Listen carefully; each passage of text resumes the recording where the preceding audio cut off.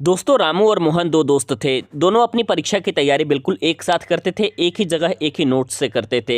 लेकिन रामू का हमेशा परसेंटेज 94-95% आ जाता था और मोहन का हमेशा 85-86% के आसपास ही आता था। तो आज के इस वीडियो के माध्यम से हम ऐसे तरीके को बताने वाले हैं जो कि रामू फॉलो करता था, जिसकी वजह से उसके नंबर बहुत ज़्यादा आ जाते थे।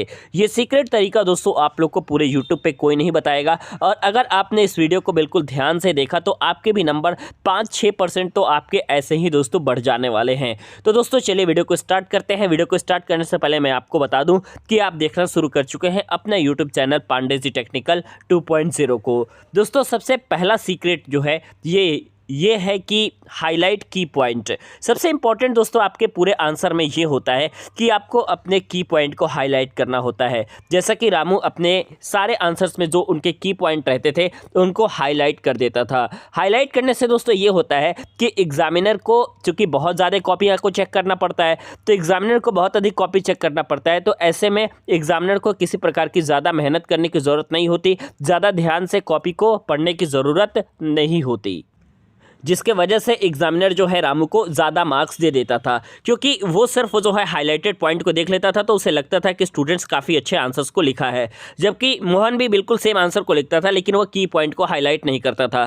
तो दोस्तों आप भी अपने आंसर्स में ज़रूर की पॉइंट को हाईलाइट कर दें ताकि आप वही पढ़वाएं जो कि एग्जामिनर पढ़ना चाहता है, और अगर आपने इतना कर दिया तो आपके नंबर तो पूरे भर भर के दोस्तों मिलेंगे। सेकंड चीज़ दोस्तों मैं आपको बताना चाहता हूँ जो कि रामू लिखा करता था। फॉर एग्जाम्पल मैं आपको बताऊं कि रामू हर क्वेश्चन के आंसर को या तो टेबल फॉर्मेट में लिखता था या फिर अपना हेडिंग बना बना करके लिखता था, पॉइंट वाइज में आंसर्स को देता था। जबकि उसी तैयारी बिल्कुल सेम तैयारी और सेम आंसर्स को मोहन जो है पूरे पैराग्राफ फॉर्म में लिखता था। तो आप हमेशा याद रखिएगा कि अगर आप किसी भी आंसर्स को पैराग्राफ फॉर्म में लिखेंगे तो आपको नंबर कम मिलेगा, क्योंकि पैराग्राफ को पढ़ने के लिए एग्जामिनर के पास टाइम तो बिल्कुल भी नहीं होता है। और अगर आपने पैराग्राफ में लिखा तो इसका मतलब है कि आपकी एवरेज मार्किंग हो जाएगी। मैं ये नहीं कहता हूं कि आपके नंबर कटेंगे, लेकिन एवरेज मार्किंग होगी तो इसका मतलब यही हुआ कि आपको नंबर कम मिल रहे हैं। लेकिन उसी आंसर्स को जो कि रामू लिखता था, उसी आंसर्स को वो पॉइंट वाइज बना करके लिखता था, टेबल के फॉर्मेट में बना करके लिखता था।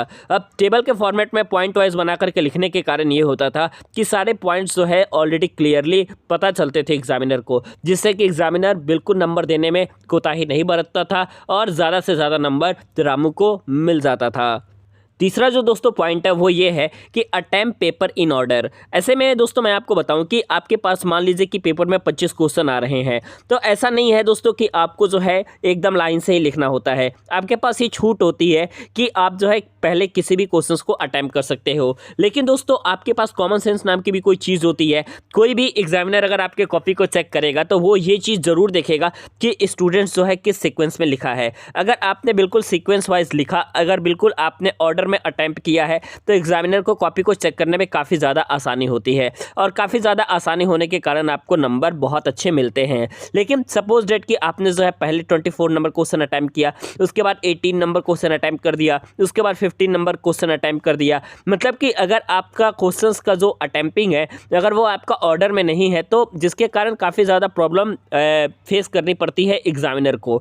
और एग्जामिनर को जितना ज़्यादा प्रॉब्लम दोस्तों फेस करनी पड़ेगी आपकी कॉपी को चेक करने में, उतना ही अधिक एग्जामिनर आपको कम नंबर देगा। तो ये चीज़ आप ज़रूर फॉलो कीजिएगा कि आपको जो है अटेम्प्ट पेपर इन ऑर्डर, मतलब कि आपको कोशिश करना है कि पेपर को अटेम्प्ट करना है ऑर्डर में जैसा कि आपको पेपर दिया गया है। तो ये वीडियो दोस्तों आपको कैसा लगा आप हमें ज़रूर बताइएगा, और मुझे उम्मीद है कि आप जो है इन तरीकों को फॉलो ज़रूर करेंगे, क्योंकि अगर आपने इन तरीकों को फॉलो किया तो आपके निश्चित तौर पे बहुत बेहतरीन नंबर आने वाले हैं।